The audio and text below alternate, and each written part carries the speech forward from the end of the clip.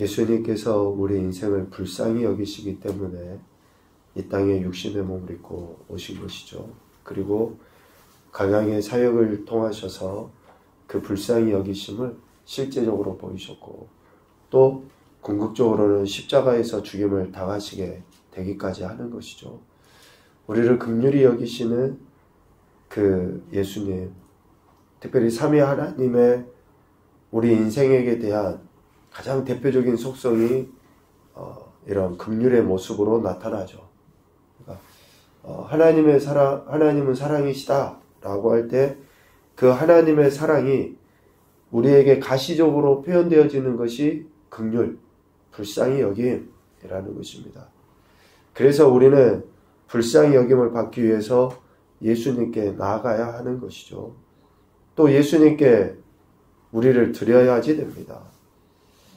불쌍히 여기시는 예수님을 믿고 나가야 하고, 또 믿고 우리를 드릴 때에 불쌍히 여김을 받게 되는 것이죠. 오늘 본문에도 보면 예수님께 믿음으로 나아갈 때에 불쌍히 여김을 받은 한 여인에 대한 이야기가 잘 기록이 되어 있습니다. 불쌍히 여기시는 그 주님 앞에 우리가 나가고 우리가 드리는 거죠. 그런데 지난 시간에도 이야기한 것처럼 전제가 믿음이에요. 믿음. 예수님에 대한 믿음. 그런데 우리가 우리 자신을 점검해보자 그랬죠. 이렇게 예수님께서 보여주신 그러한 소위 말하는 기적, 그런 것이 우리 믿음으로 착각해서는 안 됩니다. 예수님이 나타나 보여주신 그 산물이 우리 믿음의 본질인 것처럼 우리는 유혹당하고 넘어질 때가 많아요. 이 믿음은 그 산물과는 전혀 관계가 없어요. 예수님 존재 자체를 우리는 믿고 나가는 것이죠. 예수님에 대한 그 믿음으로 나아갈 때에 불쌍히 여김을 받게 되는데, 다른 복음서에서는 수로보니게 여인이라고도 하는데, 마태는 가나안 여자, 가나안 여인으로 이렇게 표현을 합니다. 두로와 시돈 지방에 오신 예수님께 가나안 여자 하나가 나가는 거예요. 그래서 자신의 딸이 흉악하게 귀신 들린 것에서 고쳐주실 것을 예수님께 간청하죠. 22절에 소리 질러 이르되, 이런 단어들 우리가 많이 묵상도 해보죠. 그 얼마나 그 간절함이 있는지를 잘 나타내 보여줍니다. 그러면서 고백하기를, 주 다윗의 자손이여 나를 불쌍히 여기소서 라고 고백을 합니다. 좀 우리가 구체적으로 살펴볼 것이, 이 여인이 가나안 여자라는 거예요. 가나안 여자. 왜 굳이 가나안 여자라고 썼을까 보면, 옛날 조상적부터 가나안 족속과 이스라엘은 원수지간이에요. 원수지간. 이스라엘 백성이 애굽에서 나와서 정복해야 될 땅이 가나안이었고, 또 가나안 사람들 입장에서는 굴러온 돌이 박힌 돌을 빼내니까 감당을 하기 싫은 거죠. 그러니까 그 두 족속은 철저한 원수지간이거든요. 그런데 이 가나안 여자가 유대인인 예수에게 나와서 지금 이러한 간청을 한다? 그런 것들을 생각을 해보면 얼마나 이 여인이 예수님에 대한, 그리고 또 인간적으로는 자신의 딸에 대한 그러한 지극한 사랑이 있었는가라는 것을 알 수 있어요. 이 여인이 나와서 조상적부터 원수였던 그런 관계였지만 예수님의 메시아 되심을 인정하는 거죠. 그러니까 주 다윗의 자손이여 라고 고백해요. 이 고백은 예사로운 고백이 아닙니다. 가나안 여인, 비록 이방인이지만 또 이스라엘의 원수가 된 족속의 여인이지만 예수님이 다윗의 자손으로 이 땅에 오신 메시아로서 하나님의 말씀을 성취하신 분이라는 그 분명한 사실을 알고 고백한 거예요. 얼마나 예수님이 성경에서부터 메시아로서 다윗의 후손으로서 오실 것에 대해서 많이 이야기를 해놓으셨습니까? 그것을 비록 이방 여인이지만 그 여인은 알았다라는 거죠. 그러니 주 다윗의 자손이여, 나는 어쩌면 예수님께 우리 인간들이 고백할 수 있는 성경에 약속된 대로의 신앙 고백을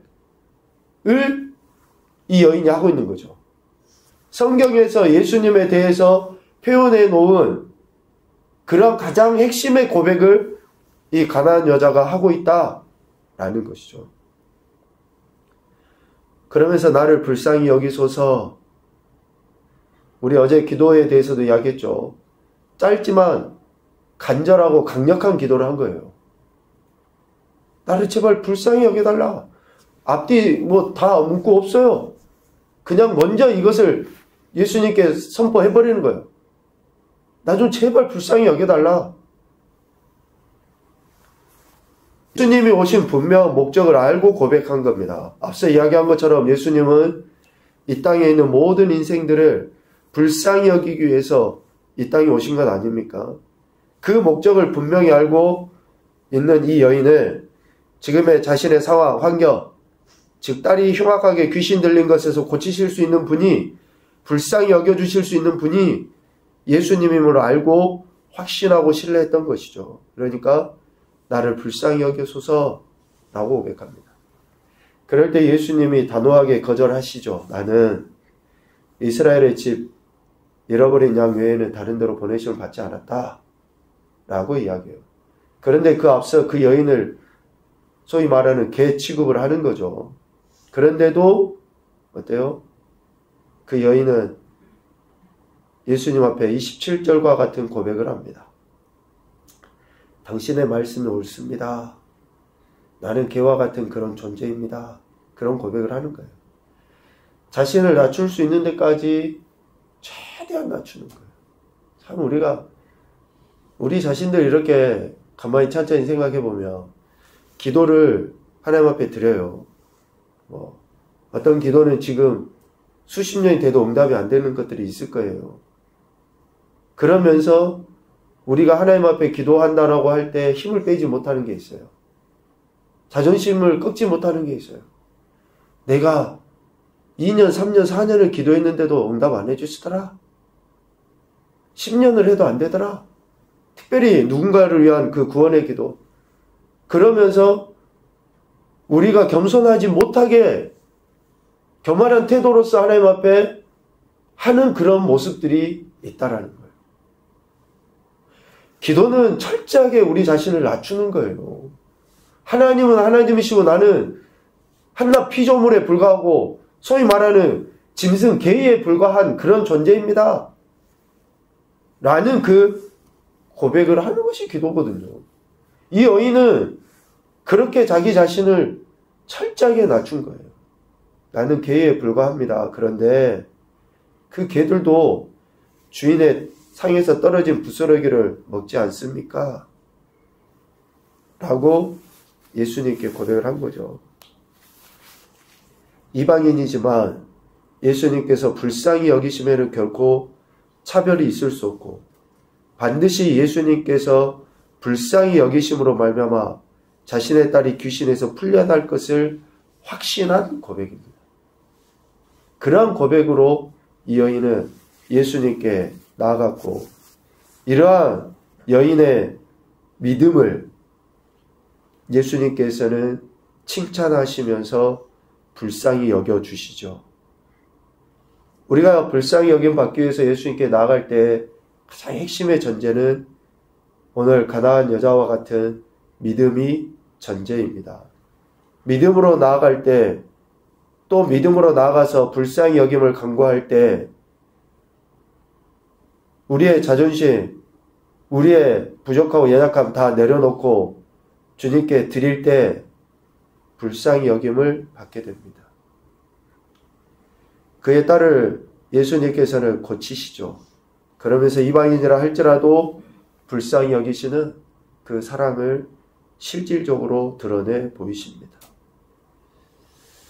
동시에 유대인이면서도 자신에게 나오지 않는 바리새인과 서기관들, 종교 지도자들의 그 어리석은 모습들도 보게 되죠.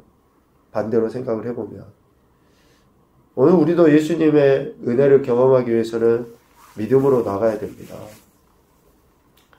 믿음으로 나아가서 불쌍히 여김을 받은 이들이 나타내 보여야 될 태도를 이야기해요.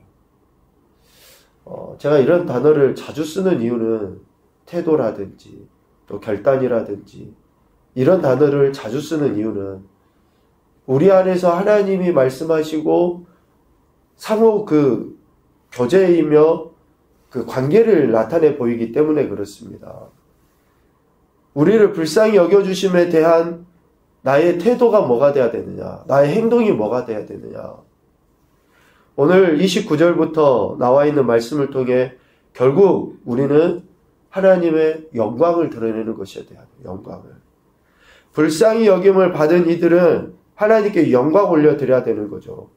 예수님께서 하나님 나라 복음도 가르치시고 전파하시고 모든 병 약한 것들을 고치시고 실제적으로 하나님 나라가 어떠한지를 가시적으로 보이셨잖아요. 우리 인생이 목자 없는 양과 같이 유리방황해요. 그런 인생들을 불쌍히 여기셔서 우리 삶의 그러한 문제들을 친히 해결해 주심으로 궁극적으로 하나님 나라가 어떠한지를 보여주셨잖아요. 오늘 본문에도 예수님께서는 자신에게 나온 다리 저는 사람, 장애인, 맹인, 말 못하는 사람, 또 기타 여러 이런 사람들이 왔을 때 30절에 보면 고쳐주십니다. 이렇게 고치심으로 나타나 보여지신 하나님 나라의 은혜, 불쌍히 여김을 받은 인생들이 또 그 광경을 같이 목격한 사람들이 취해야 될 태도는 오직 하나님께 영광이에요. 하나님께 영광. 지금 눈에 보이는 예수라는 그 사람을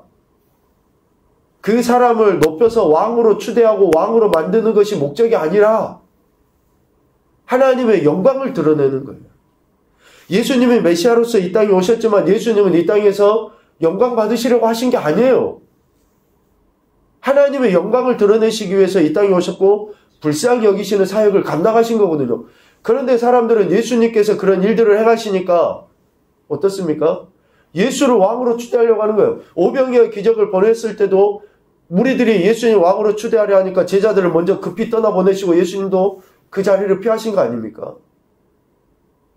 오늘 우리가 하나님의 은혜를 경험하고 예수 그리스도의 불쌍히 여기심을 경험할 수 있어요. 그런데 우리가 보여야 될 태도는 내가 기도해서 이렇게 됐다. 내가 좀 남들보다 열심히 해서 이렇게 됐다. 절대 아닙니다. 하나님의 영광을 드러내도록 하시기 위해서 우리에게 그런 은혜를 긍휼히 여겨주셔서 우리에게 주신 거예요. 하나님의 이러한 놀라운 사랑을 경험함으로 말미암아 하나님 아버지께 영광을 올려 드리는 거죠. 이것이 우리가 취해야 될 태도입니다. 그래서 예수님으로 말미암아 불쌍히 여김을 경험한 이들은 오직 하나님의 영광을 드러냄으로 인해 예수님의 사역에 대한 궁극적인 완성을 나타내 보여야 되는 거예요. 예수님은 하나님의 영광을 위해서 오셨고 그 사역을 통해서 경험한 이들이 하나님의 영광을 드러내도록 하시기 위해서 오셨기 때문에 그렇습니다. 그래서 지금 오늘 우리도 마찬가지입니다. 하나님이 우리 안에 예수 그리스도로 말미암아 주신 이 구원 그리고 각양의 이런 은혜들을 통해 우리는 하나님의 영광을 나타냄으로 말미암아 예수님의 사역하심에 대한 그런 궁극적인 완성을 같이 이뤄가야 되는 것이죠. 칠병이어의 기적도 밑에 나옵니다. 우리를 불쌍히 여기시는 또 하나의 사건인 것이죠. 오병이어의 기적하고 같습니다. 불쌍히 여김을 받을 자들이 나아가야 되고 또 칠병이어를 드릴 때에 이런 놀라운 불쌍히 여김의 은혜를 경험하게 됩니다. 교훈입니다. 첫째, 믿음으로 예수님께 나아갈 때 불쌍히 여김을 받게 된다. 믿음의 산물이 아닙니다. 믿음 그 자체로 나가야 돼요. 오늘 가나안 여자가 믿음으로 나갔더니 흉악하게 귀신 들렸던 딸이 고침받았다. 이 고침받았다라는 그 산물을 보고 우리가 나가는 게 아니에요. 예수님 자체를 보고 나가야지 되는 것입니다. 두 번째, 분명한 신앙 고백이 믿음의 증거가 되어야 한다. 믿음의 증거가 분명한 신앙 고백이어야 된다는 것이죠. 주 다윗의 자손이여, 예수님이 지금 내게 어떠한 존재로서 내가 고백되어지고 있는가? 마지막 하나 더, 은혜 받음에 대한 태도는 오직 하나님 아버지께만 영광을 올려드리는 것이어야 한다. 우리가 하나님께 영광 올려드린다는 말을 예배 시간이든지 언제든지 자주 씁니다. 그런데 우리 마음 저명 깊은 곳에는 정말 하나님의 영광보다는 내 의를 드러내고자 하는 이러한 죄성들이 꿈틀꿈틀 거리는 것을 느끼게 되죠. 우리의 연약함을 사탄은 그대로 내버려 두지 않습니다. 그래서 오직 하나님의 영광을 위해서 우리에게 주신 그 은혜를 누리고 고백하고 또 선포했으면 좋겠다 싶습니다. 오늘도 저와 여러분의 삶의 현장에 세밀하게 역사하신 하나님의 은혜를 경험하시고 오직 아버지 하나님께만 영광 올려드리시는 믿음의 여정이 되시기를 주님의 이름으로 축복합니다.